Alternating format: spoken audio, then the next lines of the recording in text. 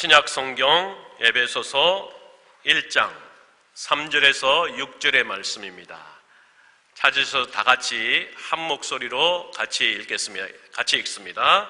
찬송하리로다. 하나님 곧 우리 주 예수 그리스도의 아버지께서 그리스도 안에서 하늘에 속한 모든 신령한 복을 우리에게 주시되 곧 창세전에 그리스도 안에서 우리를 택하사 우리로 사랑 안에서 그 앞에 걸어가고 흠이 없게 하시려고 그 기쁘신 뜻대로 우리를 예정하사 예수 그리스도로 말미암아 자기의 아들들이 되게 하셨으니 이는 그가 사랑하시는 자 안에서 우리에게 거저 주시는 바 그의 은혜의 영광을 찬송하게 하려는 것이라. 아멘. 이 시간에는 에베소서 강의 첫 번째 시간입니다. 성부 하나님의 계획이라는 제목으로 담임 목사님이신 조경호 목사님 나오셔서 말씀 선포해 주시겠습니다.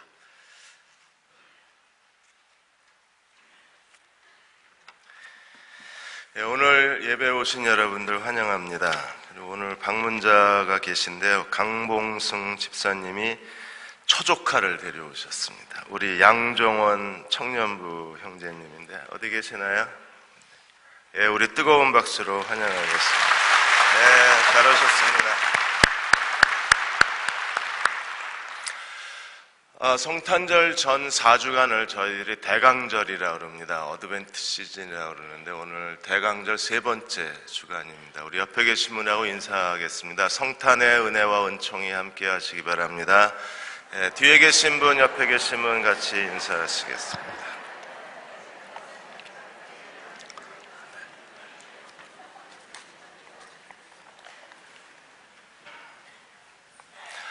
오늘 말씀하신 대로 에베소서 강해가 시작이 됐습니다. 오늘 첫째 날 성부 하나님의 계획에 대해서 말씀을 함께 나누겠습니다.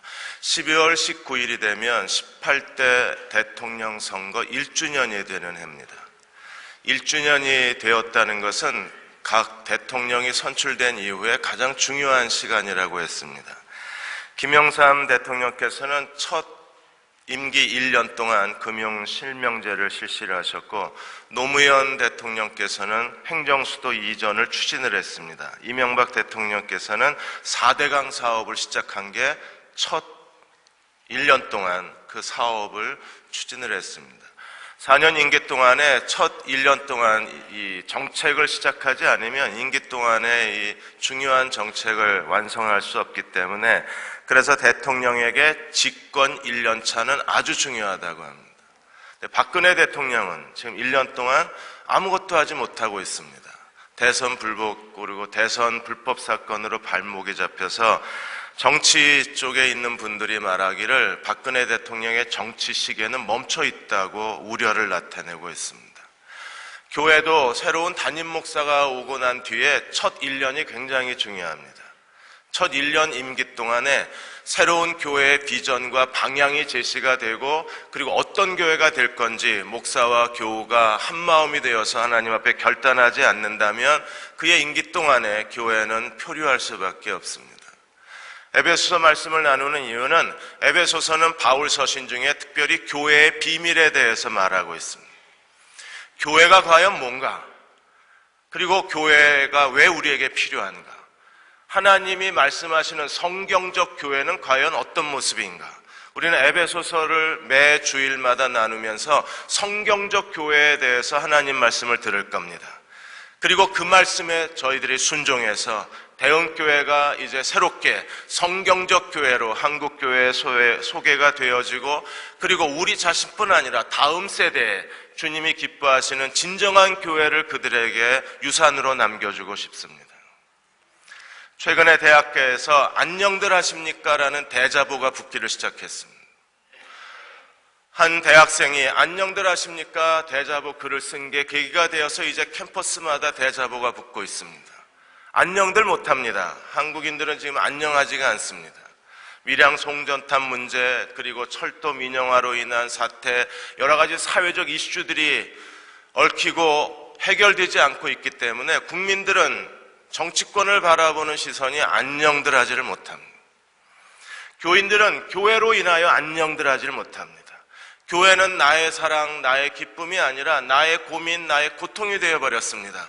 그러므로 에베소서 말씀을 함께 나누면서 저희는 하나님이 기뻐하시는 교회가 무엇인지 에베소서 말씀 그대로, 복음의 비밀 그대로, 그리스도의 계시 그대로 함께 배우고 함께 나누고 함께 결단해서 반드시 우리 세대에 이 하나님이 기뻐하시는 참된 교회를 회복하고 우리 다음 세대에 이 교회를 그들의 삶의 보금자리로, 신앙의 보금자리로 남겨주고 싶습니다. 교회의 비밀을 시작하면서 바울은 1장에서 먼저 삼위일체 하나님의 구원의 문을 열어요. 성부 하나님, 성자 하나님, 성령 하나님이 우리의 구원을 위해서 어떻게 역사하고 계신가를 우리들에게 보여주고 있습니다. 왜 구원으로부터 시작할까요? 구원을 알지 못하면 교회를 알 수가 없습니다. 왜냐하면 하나님의 구원 계획 가운데 가장 중요한 하나님 구원의 위치가 교회에 있기 때문에 구원에 대해서 알지 못하면 교회를 우리가 이해할 수 없습니다. 그래서 바울은 1장 3절에서 6절까지 성부 하나님의 구원사역, 1장 7절에서 12절까지 성자 하나님의 구원사역, 1장 13절에서 14절까지 성령 하나님의 구원사역에 대해서 말합니다. 여러분이 얼마나 놀랍습니까? 한 사람의 죄인이 구원받는데 그것은 우연한 기회가 아니라 어느 한 개인의 결단으로 이루어지는 게 아니라 그 뒤에 성부 하나님, 성자 하나님, 성령 하나님이 공동으로 사역해서 한 사람의 영혼을 구원한다는 것은 정말 놀라운 일입니다. 우리가 이 놀라운 구원에 대해서 제대로 이해를 하고 구원에 대한 지식을 가져야 교회에 대한 비밀의 계시의 문이 열리는 거예요. 어떤 분이 저한테 그런 말을 합니다. 이거 다 알고 살아야 되냐고. 예, 알고 사셔야 됩니다. 이거 모르시면 안녕들 하지가 못합니다. 이걸 아셔야 안녕들 하실 수가 있습니다. 먼저 1장 3절에서 6절까지 성부 하나님의 구원 사역에 대해서 바울이 설명합니다. 하나님의 구원을 설명하면서 바울은 가만히 있지를 못합니다. 하나님의 구원이 얼마나 감격스럽고 얼마나 웅장하고 얼마나 크신 역사면 바울은 각 위, 성부, 성자, 성령 하나님의 구원을 설명하면서 찬송하리로다, 찬미하리로다를 4번이나 반복을 합니다. 1장 3절에 찬송하리로다, 1장 6절에서 그의 은혜의 영광을 찬송하게 하려는 것이라, 1장 12절에 그의 영광의 찬송이 되게 하려 하심이라, 1장 10절에 그의 영광을 찬송하게 하려 하심이라. 삼위일체 하나님의 구원 사역을 우리가 함께 나누면서 우리 마음속에도 그 하나님이 주신 구원에 대한 찬송과 감격이 넘쳐나시기를 주의 이름으로 축원합니다. 성부 하나님의 구원은 구원의 전체 마스터 플랜, 전체 계획을 세우신 데 있어요. 성부 하나님이 제일 먼저 하신 게 구원의 설계도를 작성하신 겁니다. 구원의 설계도를 알아야 합니다. 구원의 전체 계획을 우리가 알고 있어야 돼요. 여러분 다 예수 그리스도를 믿고 구원 받으셨나요? 그렇다면 내가 받은 구원에 대한 하나님의 계획이 무엇입니까? 구원의 계획을 알아야 이 시대에서 구원에 합당하게 살아갈 수 있어요. 하나님의 구원이 내 안에 분명한 내적 지식이 되어야 우리는 자신의 구원을 완성해 갈 수 있어요. 너의 구원을 이루라고 말씀하셨습니다. 구원의 계획을 알지 못하고 우리가 자신의 구원을 완성해 갈 수가 없는 겁니다. 여러분들 자녀들이 어렸을 때 이렇게 조립식 완구를 집에서 조립한 적이 있을 겁니다. 여러분 그 조립식 완구는요, 설계도가 없이는 어른들도 조립하기가 어렵습니다. 제 딸이 회사에서 언젠가의 회사 무슨 창립기념일인가 뭐 선물을 주는데 행운권 당첨이 돼서 자전거를 하나 받아왔습니다. 진짜 자전거입니다. 그 진짜 자전거를 이제 아들이 조립을 한 겁니다. 조립을 했는데 볼트가 몇 개 남고 뭐 부속품이 몇 개 남은 거예요. 이거 뭡니까? 잘못한 겁니다. 그래서 지금까지 못하고 있습니다. 설계도를 알아야 우리가 하나님의 구원을 제대로 완성해 갈 수 있는 거예요. 하나님의 구원 계획에 3가지가 있는데 그 첫째가 하나님이 주신 구원엔 하나님의 복이 담겨져 있어요. 1장 3절에 이렇게 말합니다. 찬송하리로다 하나님과 우리 주 예수 그리스도의 아버지께서 그리스도 안에서 하늘에 속한 모든 신령한 복을 우리에게 주시되. 구원에 뭐가 담겨져 있나요? 하나님께서 우리에게 주시고자 하시는 하나님의 축복의 결정체, 하나님의 축복의 전부, 하나님의 축복의 모든 것, 우리가 예수 그리스도를 믿고 구원받았습니다라는 그 고백 속에는 하나님이 우리에게 주시고자 하시는 모든 하나님의 축복이 그 구원에 이미 다 담겨져 있는 거예요. 구원받았다는 것은 하나님의 크신 은총입니다. 그 구원 속에는 하나님이 우리에게 주시고자 하시는 모든 복이 다 들어있는 거예요. 1장 3절에 세 개의 전치사구가 있습니다. in, 헬라어 en, 그리스도 안에 하늘에 속한 모든 신령한 복. 하나님이 이 복을, 구원의 복을 우리에게 주셨는데 구원 속에 하나님의 복이 담겨져 있는데 그 복은 어떤 복입니까? 그리스도를 주신 복이에요. 그리스도와의 연합을 통해서 우리에게 주신 하나님의 축복입니다. 여러분, 우리가 구원받았을 때 하나님이 우리에게 그리스도를 주셨다. 이것보다 더 큰 복이 있을 수 있나요? 내 안에 전능하신 하나님의 아들이 내 안에 나와 함께 살고 있다. 이보다 더 큰 복이 있을 수 있나요? 그 복은 어떤 복입니까? 하늘에 속한, 땅에서 삼성도 제조할 수 없고 애플도 만들어낼 수 없고 그리고 LG도 만들어낼 수 없는 오직 하늘에 속한, 하늘에 간직하고 계신 하늘의 것을 하나님이 우리에게 주셨는데 이 구원은 하늘의 축복이에요. 메이드 인 차이나가 아니라 메이드 인 코리아도 아니고 메이드 인 천국입니다. 메이드 인 가시입니다. 하나님이 그 복을 우리에게 주신 거예요. 그리고 그 복은요, 세상적이고 물질적인 것이 아니라 신령한 복입니다. 그러므로 하나님이 우리에게 구원을 주셨을 때 그 구원에 담겨있는 하나님의 복은 그리스도 안에서 주신 복이요 하늘에 속한 축복이며 동시에 가장 신령한 영적인 복을 우리에게 주신 그 하나님의 사랑이 구원을 통해서 우리에게 모든 복을 주셨다고 선언하고 계신 겁니다. 우리가 그 하나님을 찬송하지 않을 수가 없는 거예요. 예수 믿고 난 뒤에 우리는 가끔 교인들 사이에 그런 얘기를 하는 걸 듣고 또 어떤 목사님들은 복을 더 받으라고 말합니다. 복을 받았느냐고 질문합니다. 여러분 이제 이 질문하지 마십시오. 예수 그리스도를 믿고 구원받으셨습니까? 정말 구원받으셨습니까? 그럼 하나님이 이미 여러분에게 주실 수 있는 복은 다 주신 걸 믿으십니까? 이미 다 받은 거예요. 더 주실 게 없습니다. 구원의 은혜를 깨달으면 그 안에서 복이 하나씩 하나씩 풀어져서 나오는 거예요. 하나님이 구원받은 다음에 기도할 때마다 신앙 열심히 할 때마다 복을 하나씩 하나씩 더 배달해 주시는 게 아니라 아예 축복의 덩어리를 주시고 우리 안에서 꺼내서 쓰게 만들어 주신 거예요. 그게 신령한 복이고 하늘의 복이며 그리스도를 통해서 주신 복입니다. 탈주범 심창원이 구원받게 되는 것이 어느 목사님 사모님이 매일 감옥에 편지를 써서 그 편지를 읽고 신창원이 회심했다고 우리가 알고 있는데 이 사모님 이전에 또 한 여자가 있었어요. 신창원이 탈주를 해서 도망치다가 신림동에서 어느 날 밤 숨어 지내게 됐는데 연립주택으로 들어갔습니다. 근데 그 연립주택에 한 그 대학원을 졸업하고 직장 생활을 하고 있는 한 자매가 있었어요. 이 자매를 위협을 했습니다. 죽이지 않을 테니까 하룻밤만 쉬어가게 해달라. 그래서 자매가 그 신창원하고 마주 앉아서 이제 대화를 나누고 음료수를 대접하고 이야기를 들었습니다. 그리고 자매도 자기 얘기를 했어요. 대학원을 졸업하기까지 안 해본 알바가 없고 모진 고생을 하고 지금 대학원 졸업하고 취직을 기다리고 있다는 얘기를 들었습니다. 그래서 신창원이 대화를 하다가 배가 너무 고프니까 며칠을 굶고 도망치다가 배가 고프니까 밥 좀 해달라고 요청을 했어요. 그래서 이 자매가 된장찌개를 맛있게 끓여줬습니다.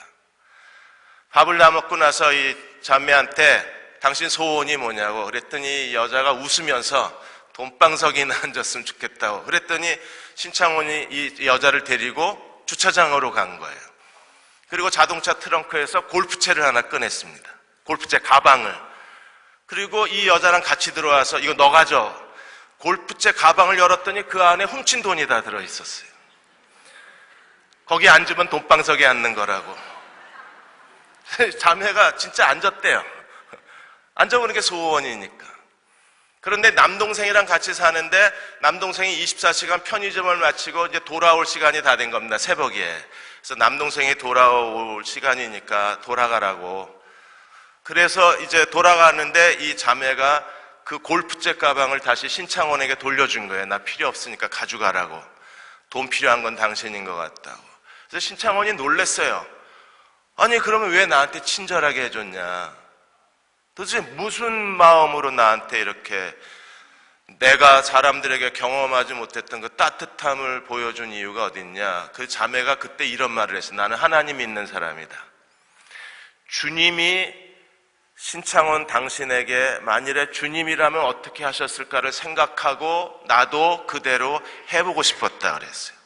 그때 신창원이 처음 자기가 자유의 몸이 되면 내가 저 여자가 믿는 하나님을 나도 믿고 싶다고 생각을 했답니다. 그리고 이제 체포를 당하고 교도소에 있는데 목사님 사모님이 매일 편지를 보내준 거였었어요.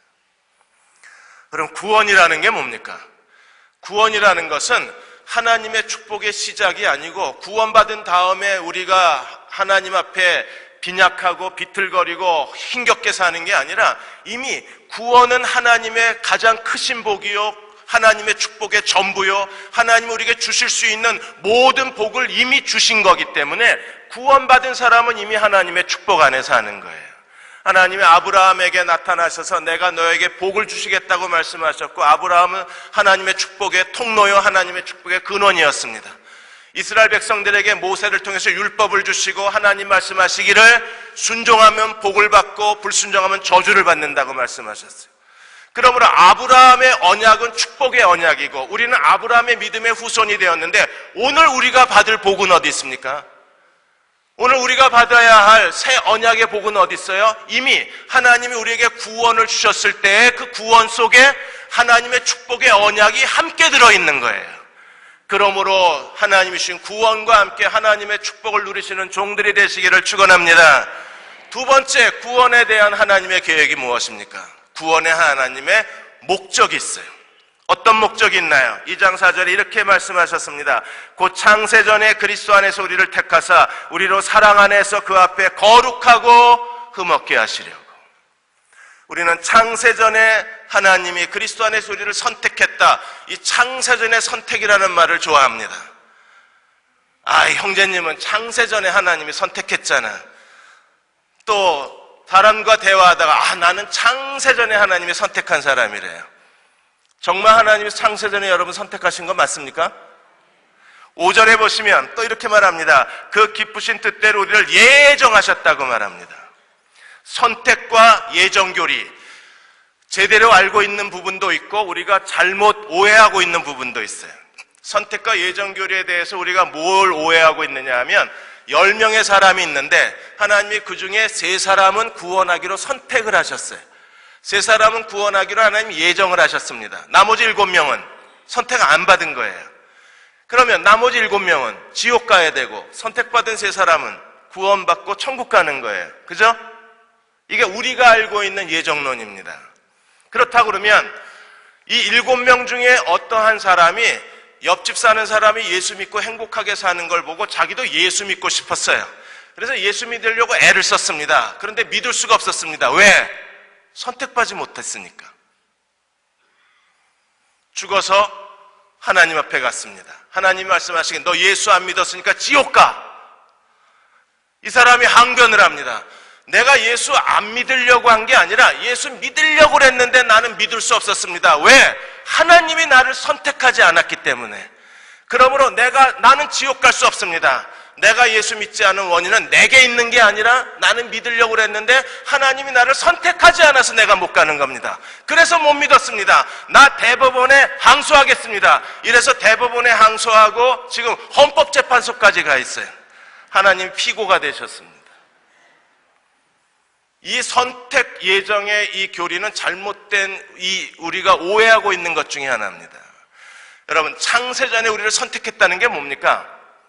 그리고 그리스도 안에서 우리를 예정하셨다는 게 뭐예요? 그것은 하나님께서 예수 그리스도의 십자가의 죽음과 부활로 말미암아 창세전에 하나님이 가지고 계셨던 하나님의 뜻을 그리스도의 죽음과 부활을 통해서 하나님이 이루시고 그것을 우리에게 주시기를 원하셨다는 거예요. 아담과 하와가 선악과를 먹고 죄인이 됐습니다. 에덴 동산에서 추방당했습니다. 그리고 우리는요, 하나님과 원수가 되고 우리는 버림받은 존재가 됐어요. 자, 이 죄인을 하나님이 구원하셔야 합니다. 그래서 하나님이 제일 먼저 주신 구원의 계시가 창세기 3장 15절입니다. 여자의 후손과 뱀의 후손이 서로 원수가 되리라.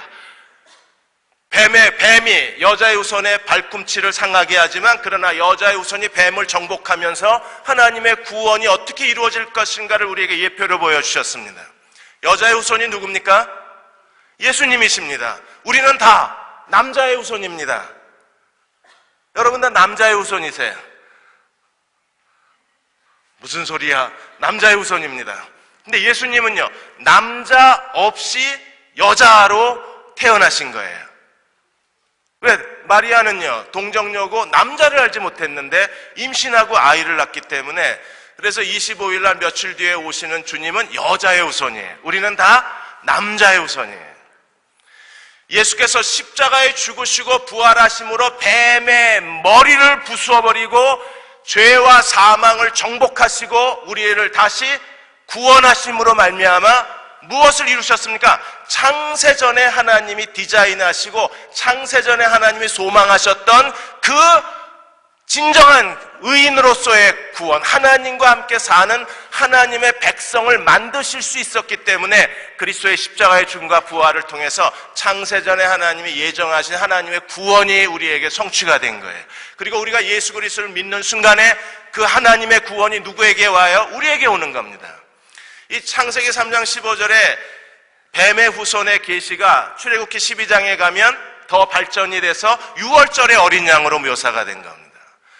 애굽의 장자의 재앙, 죽음의 재앙에서 이스라엘 백성만 죽지 않았습니다. 무엇 때문에? 믿음이 좋아서? 기도를 많이 해서요? 왜 죽지 않았어요? 어린 양의 피를 발랐기 때문에. 그래서 6월절이잖아요. 피를 보고 넘어갔다 그래서 6월절입니다. 패스오버. 피를 보고 넘어간 거예요. 자, 어린 양의 피가 누구십니까? 십자가에 죽으신 그리스도의 예표잖아요. 뱀의 후손, 여자의 후손, 어린 양의 피, 6월절, 그 6월절의 예표를 그대로 성취하신 분이 누구십니까? 갈보리 언덕에서 십자가에 죽으신 예수 그리스도, 그리고 부활하심으로 말미암아 죄와 사망과 마귀를 정복하시고 누구든지 그를 믿는 자에게 이 구원과 칭의, 하나님의 자녀가 되는 놀라운 선물을 주신 것이 바로 그리스도가 우리에게 주시는 구원이에요. 이것을 선택과 예정이라고 말합니다. 그렇다 하나님이 왜 우리를 구원해 주셨습니까? 구원의 목적이 뭐예요? 4절에 뭐라 그랬습니까? 하나님 앞에 거룩하고 흠없는 자. 거룩하고 하기오스. 하기스가 아닙니다. 하기스는 애들 쓰는 거예요. 하기오스. 하기오스가 뭐예요? 하나님을 위해서 따로 구별된 겁니다. 흠없고 아모모스. 하나님 앞에 제물로 드리기에 합당한 정결하고 깨끗한 사람. 거룩하고 흠없는 자가 되는 것, 이게 구원의 목적이에요. 하나님이 그리스도의 십자가의 죽음과 부활을 통해서 우리를 사랑하신 그 큰 사랑으로 우리를 구원해 주신 하나님의 목적은 여기에 있는 겁니다. 무엇을 위해서 구원해 주셨어요? 하나님 앞에 거룩하고 흠없는 자로 너희는 살라, 거룩한 자가 되라고 하나님이 우리를 구원해 주셨기 때문에 구원받은 사람은 삶의 목적이 분명해야 합니다. 우리는 오늘 무엇 때문에 존재해야 돼요? 무엇을 추구해야 합니까? 우리가 진정으로 완성해야 할 자아 실현은 무엇입니까? 내가 거룩하니 너희도 거룩하라. 프란시스 셰퍼가 1984년에 암으로 하나님의 부르심을 받기 전까지 그는 항암 치료를 받으면서 그 쓰러지는 몸뚱이를 일으켜 세우고 그분이 젊은이들에게, 현대 그리스도인에게 외친 메시지가 무엇입니까? 여러분, 행복을 구하지 말고 거룩해지기를 구하십시오. 하나님이 우리의 행복을 위해서 부르신 것이 아니라 거룩하라고 부르셨습니다. 젊은이 여러분, 꿈과 비전을 추구하지 말고 거룩을 추구하십시오. 그곳에 그리스도가 계십니다. 출애굽기 19장 5절에서 6절까지 하나님이 모세를 통해서 이스라엘 백성과 언약을 맺으시면서 너희가 내 말을 잘 듣고 내 언약을 지키면, 하나님의 언약을 지키면 어떻게 될까요? 너희가 이스라엘 모든 민족 중에서 내 소유가 되겠고, 제일 먼저 언약 안에 거하면 하나님이 주시는 은혜가 무엇입니까? 내 소유가 되겠고, 너희가 내게 대하여 제사장 나라가 되고, 그리고 거룩한 백성이 되리라. 하나님의 소유, 제사장 나라, 거룩한 백성. 바울이 오늘 1장 1절에서 에베소 교회 편지하면서 뭐라고 말했습니까? 에베소에 있는 성도와 그리스도 예수 안에 신실한 자, 그리스도 안에 신실한 사람들은 어떤 사람들입니까? 에베소라고 하는 내가 속해 있는, 내가 사는 사회, 내가 속해 있는 지역사회, 내가 살고 있는 이 땅에서 우리는 어떤 사람으로 살아야 돼요? 성도, 거룩할 성자 무리도자, 거룩한 백성으로 사는 사람들, 그들이 그리스도 안에서 신실한 자예요. 우리가 거룩하게 살지 못하면 어떤 일이 벌어지겠습니까? 민수기 20장 12절에 보시면 모세와 아론이 버림을 받고 가나안 땅에 못 들어갔습니다. 왜 그들이 가나안 땅에 들어가지 못했습니까? 하나님이 이렇게 말씀하십니다. 모세와 아론에게 이르시되 너희가 나를 믿지 아니하고 이스라엘 자손 목전에서 내 거룩함을 나타내지 아니한 거로. 무엇을 지적하셨어요? 내 거룩함을 나타내지 아니한 거로 못 들어가! 그래서 모세와 아론이 들어가지 못한 거예요. 마지막 그리스도가 다시 오실 때 주님이 누가 들림을 받고 누가 버림을 받을까요? 두 사람이 맷돌을 갈다가 하나는 데려감을 당하고 하나는 버려둠을 당한다 그랬는데, 여러분 어떤 사람이 데려감을 당하고 어떤 사람이 버림을 받습니까? 베드로후서 3장 10절 12절에 주님이 말씀하시기를 그러나 주의 날이 도적같이 오리니 그날에 하늘이 큰 소리로 떠나가고 물질이 뜨거운 불에 풀어지고 땅과 그 중에 있는 모든 일이 드러나리로다. 이 모든 것이 이렇게 다 풀어지리니 너희가 어떠한 사람이 되어야 마땅하뇨? 어떠한 사람? 마땅히 거룩한 행실과 경건함으로 하나님의 날이 임하기를 바라보고 간절히 사모하라. 어떤 사람으로 살아야 합니까? 경건한 거룩한 행실과 경건한 사람으로 살아야 돼요. 그들이 그리스도인입니다. 그들이 구원받은 사람들입니다. 그들이 그리스도 안에 신실한 사람들입니다. 그들이 하나님 언약 안에 거한 사람들이에요. 하나님 앞에 구원받은 사람이라면 로마서 6장 22절 23절에 어떤 구원의 변화가 그에게 일어났습니까? 그러므로 이제 너희가 죄로부터 해방되어 하나님께 종이 되어 거룩의 열매를 얻었으니 그 마지막은 영생이라. 다시요. 죄로부터 해방이 돼서 하나님의 종이 되고 그 다음에 거룩의 열매를 맺고 맨 마지막에 영생으로 들어가는 거예요. 예수 그리스도를 믿음으로 우리가 영생을 선물로 받으신 걸 믿으십니까? 정말 영생을 선물로 받으셨나요? 그럼 마지막 영생으로 들어가기 전에 죄에게서 해방되고 구원의 시작입니다. 영생을 받는 건 구원의 끝입니다. 그럼 중간에 뭐가 있어요? 거룩의 열매가 있어야 되는 거예요. 그러므로 우리는 매일 주님의 십자가 밑에 나아가서 자신이 거룩하지 못한 걸 슬퍼할 줄 알아야 합니다. 거룩한 사람이 되고 싶다는 강한 열망이 있어야 돼요. 거룩한 사람으로 살고 싶다는 뜨거운 간절함이 우리 안에 없다면 우리는요, 구원의 기쁨을 잃어버린 사람이거나 구원받지 못한 사람이거나 구원의 길에서 벗어난 사람이 될 수밖에 없는 겁니다. 빌리그레암 목사님에게 큰딸 안네 로치가 있습니다. 이 딸이 굉장히 지혜롭습니다. 그렇게 어려서부터 영악하더니 지금은 성경을 가장 잘 가르치는 지도자 중에 한 사람입니다. 어느 날 어머니 로트가 이 안내가 뭘 잘못을 해가지고 매를 들었어요. 이 빌리그레암 목사님은 굉장히 엄격하게 자녀들을 키웠습니다. 그래서 매를 드니까 이 안내가 소리를 질렀어. 엄마 내가 죄 진 게 아니라 내 안에 마귀가 죄를 진 거야. 엄마 알잖아 이랬어요. 그래서 엄마가 알아. 그래서 널 때리는 게 아니라 내 안에 마귀를 때리는 거야 이러고 애를 때렸어요. 그리고 안내가 몇 시간 뒤에 또 똑같은 죄를 졌습니다. 그래서 엄마가 또 매를 딱 들었어요. 그러자 안내가 이렇게 소리집니다. 엄마, 엄마, 그만, 그만. 마귀가 도망갔어. 때리지 마. 그래서 엄마가 못 때렸어요. 왜? 마귀를 때린 매인데 마귀가 나갔다 그러니까 어떻게 때려요? 누가 죄를 짓게 합니까? 마귀요. 이 마귀를 어떻게 해야 돼요? 쫓아내버려야 돼요. 우리가 매일 우리를 죄짓게 만드는 사단의 권세에서 벗어나 죄에게서 해방되고 하나님의 종이 되었다면 우리에게 뭐가 나타나야 돼요? 거룩의 열매 맺고 계십니까?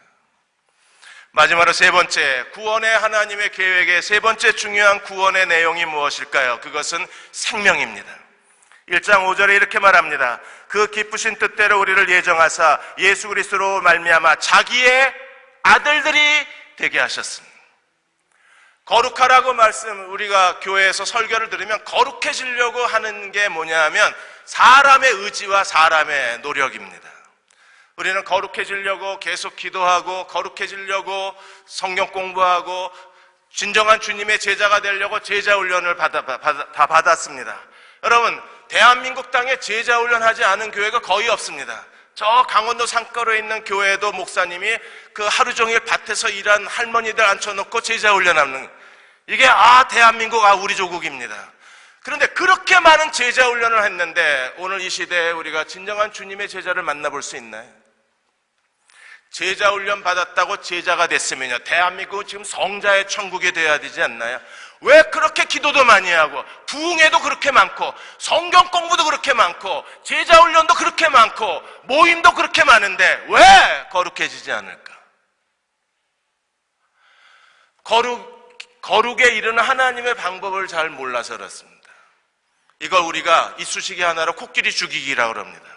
여러분, 이쑤시개 하나로 코끼리를 어떻게 죽일까요? 방법이 없습니다. 무식하지만 코끼리가 죽을 때까지 찌르는 수밖에 없습니다. 어떻게 이쑤시개 하나로 코끼리 죽이십니까? 가만히 앉아서 코끼리가 죽을 때까지 따라다니다가 죽으려고 할 때 팍 찌르면 이쑤시개 하나로 코끼리 죽인 겁니다. 또 다른 방법이 하나 있습니다. 팍 찔러놓고 계속 코끼리 죽을 때까지 따라다니는 겁니다. 마치 우리가 거룩해진다는 게 이쑤시개 하나로 코끼리 죽이는 거랑 비슷해요. 도대체 사람이 어떻게 신의 성품에 참여할 것이고, 아까 최 집사님 기도할 때 용서와 화해 그 기도를 하셨는데 어떻게 사람이 다른 사람의 죄를 용서할 수 있어요? 그것도 70번씩 7번이나.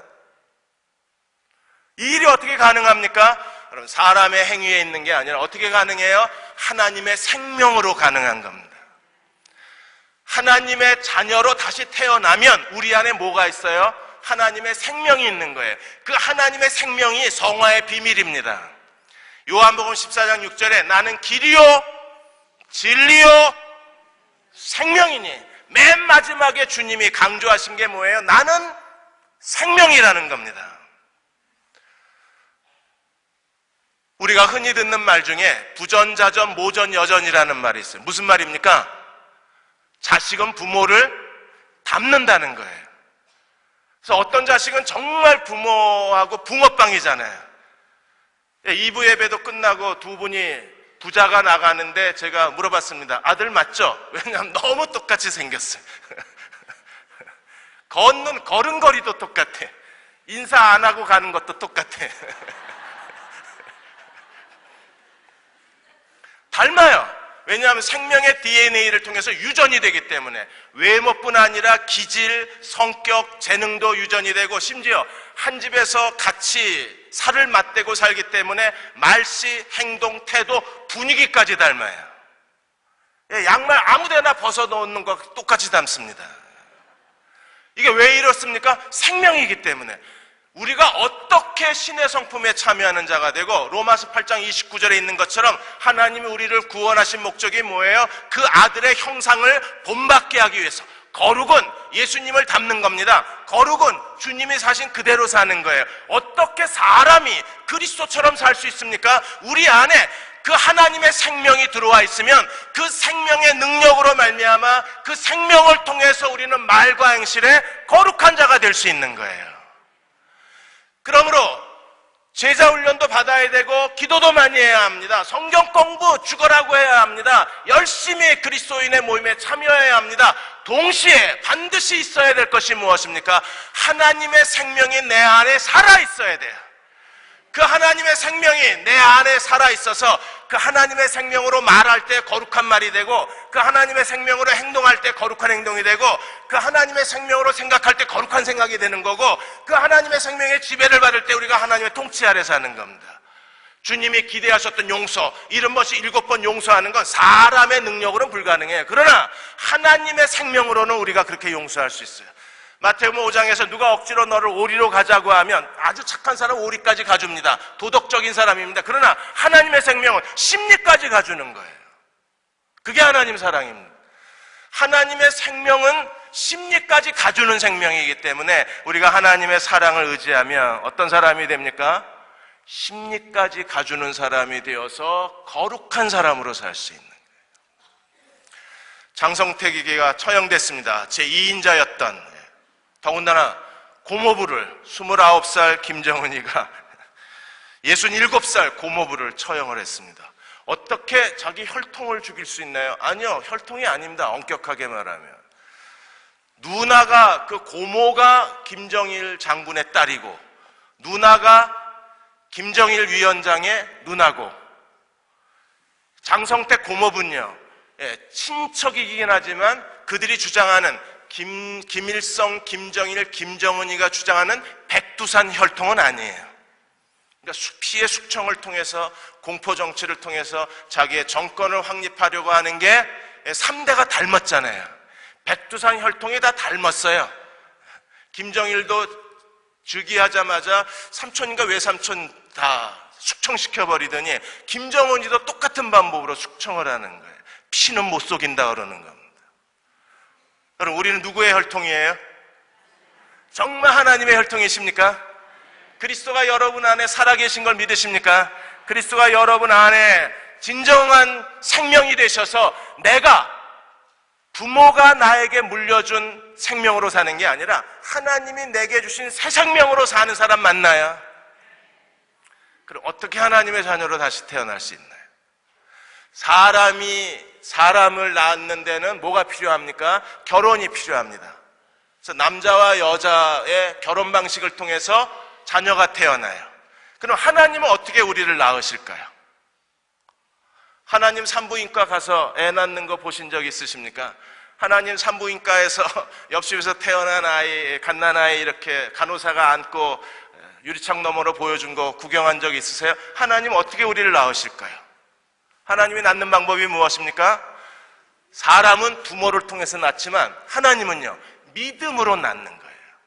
요한복음 1장 12절 13절에 영접하는 자 곧 그 이름을 믿는 자들에게는 하나님의 자녀가 되는 권세를 주셨으니 이는 혈통으로나 육정으로나 사람의 방법으로 태어나지 않냐고. 어디서 태어나요? 하나님께로부터 태어난 자들이라. 하나님께로부터 태어난 자들 맞으십니까? 하나님의 생명이 우리 안에 살아있음을 믿으십니까? 그렇다면 우리가 그 생명으로 사는 자가 돼야 돼요. 그 생명으로 사는 사람들은요, 억지로 오리를 가자고 하면 심리까지 가줍니다. 그 생명으로 사는 사람들은요, 오른뺨을 치면 왼뺨까지 내어맵니다. 그 생명으로 사는 사람들은요, 내게 70번씩 7번 잘못하고 와서 용서하면 용서해주는 사람입니다. 그 생명으로 사는 사람은요, 이 땅에 사는 동안에 돈을 섬기지 않고 누구를 섬겨요? 하나님을 섬기는 사람입니다. 그 생명으로 사는 사람은 이 시대에서 염려하고 혼자 그걸 해결하려고 버둥거리는 사람이 아니라 하나님의 생명으로 사는 사람은 어떤 사람이에요? 믿음으로 사는 사람입니다. 1953년 3월 30일 날 도쿄의 한 산부인과 병원에서 13분 차이로 두 아들이 태어났어요. 남자아이가. 그리고 부모가 바뀌었습니다. 어떤 일이 벌어졌을까? A씨는요, 그 부모를 따라서 같이 살았는데 2살 때 아버지가 죽고 네 식구가 10평방미터 되는 조그마한 방에서 네 식구가 살았어요. 가전제품 하나도 없고 발을 뻗고 누울 수도 없는 정말 가난하게 살았습니다. 할 수 없이 고등학교도 졸업 못하고 공장에 들어가서 돈을 벌어야 됐었어요. 그런데 바뀐 B씨는요, 부잣집의 아들이 돼서 그는 고등학교 때에도 가정교사 대줄 정도로 부모가 넉넉한 사람이었어요. 좋은 인류대학 가고 인류기업까지 갔습니다. 그런데 동생들이 앞만 봐도 형이 자기들을 안 닮은 거예요. 그래서 어느 날 동생들이 유전자 검사하자고, 이 유전자 검사를 통해서 그 형이 자기들하고 같은 가족이 아니라는 게 밝혀진 겁니다. 산부인과 가서 어떻게 된 일이냐 봤더니 병원 직원이 실수해가지고 애를 바꿔놓은 거예요. 운명이 바뀌었어요. 우리의 아비가 마귀일 때는, 우리가 마귀의 자식일 때는 일평생 죄의 종노릇하고 사는 겁니다. 근데 이제 부모가 바뀌었어요. 이제 하나님이 나의 아버지가 되시면 우리는 일평생 죄의 동물에서 해방되어서 우리는 어떤 사람이 돼요? 거룩의 열매를 맺어야 돼요. 그리고 그 안에 거룩하고자 하는 갈망이 있는 겁니다. 날마다 거룩해지기를 힘쓰십시오. 그리고 2014년 주님과 함께 거룩한 사람으로 이 시대를 살아가십시다.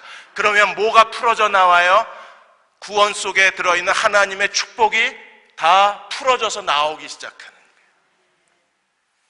그리고 우리는 이 시대의 축복의 통로로 쓰임받을 수 있는 겁니다. 그러한 저와 여러분이 되시기를 주의 이름으로 축원합니다. 이 시간 함께 기도하겠습니다.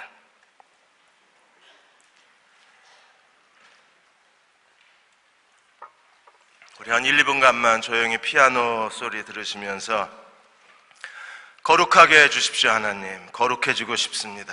거룩의 목마름을 허락하여 주옵소서.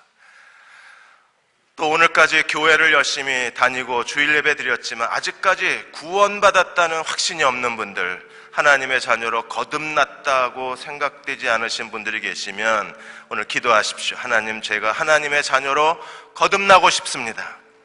하나님의 생명이 내 안에 살아있는 사람이 되고 싶습니다. 하나님의 생명으로 살게 하여 주옵소서. 생명 있는 자, 생명 없는 자라고 말했습니다.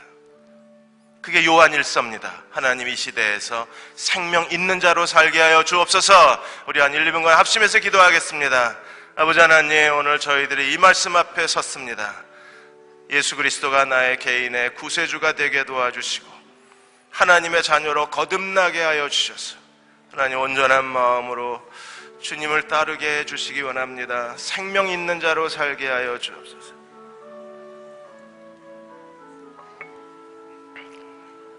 이 생명 가운데 살아갈 수 있도록 하나님 긍휼히 여겨 주시옵소서.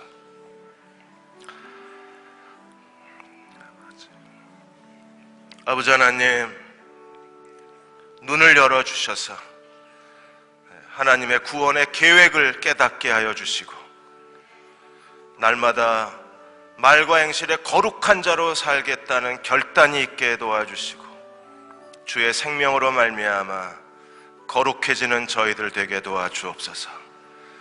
거룩한 사람이고 싶습니다. 거룩한 백성으로 살고 싶습니다. 주의 생명으로 나를 사로잡아 주옵소서. 예수님의 이름으로 기도드립니다. 아멘.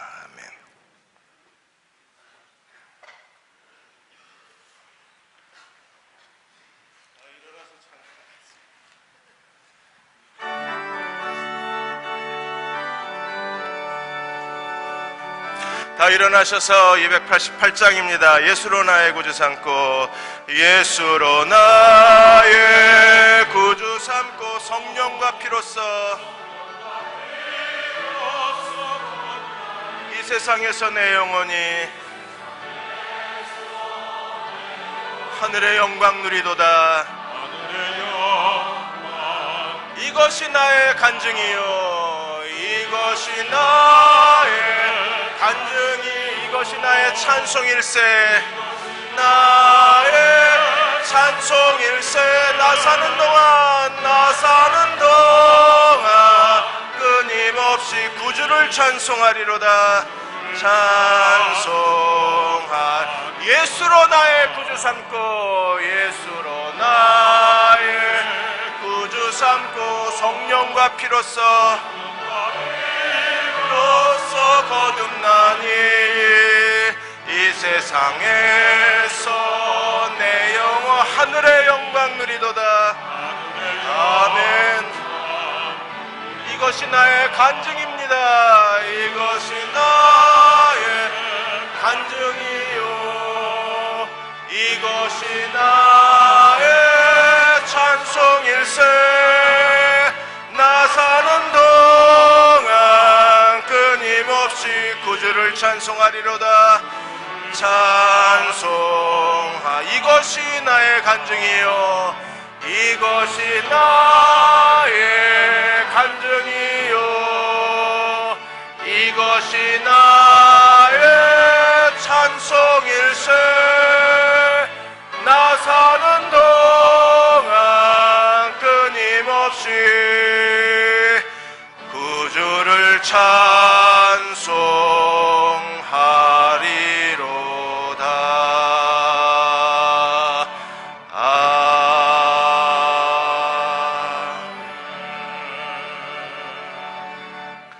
구원의 기쁨을 더하여 주옵소서.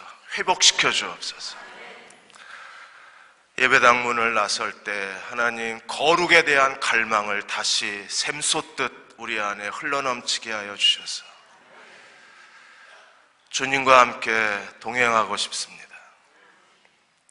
하나님의 손을 잡고 또 한 주간을 살고 싶습니다.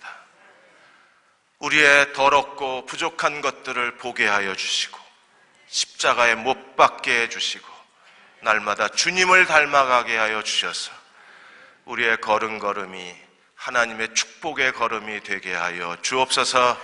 지금 우리를 죄에서 구원하신 우리 주 예수 그리스도의 은혜와 하나님 아버지의 무한하신 사랑하심과 성령의 인도하시고 위로하시며 도우시는 은혜가 오늘 주일 예배 드리고 돌아가는 모든 성도와 가정과 자녀들과 기도하여 구하는 모든 일들과 한 주간의 계획과 대흥교회 모든 교우들 가정과 이 땅의 교회 위에 지금부터 영원히 함께 하시기를 간절히 축원하옵나이다. 아멘.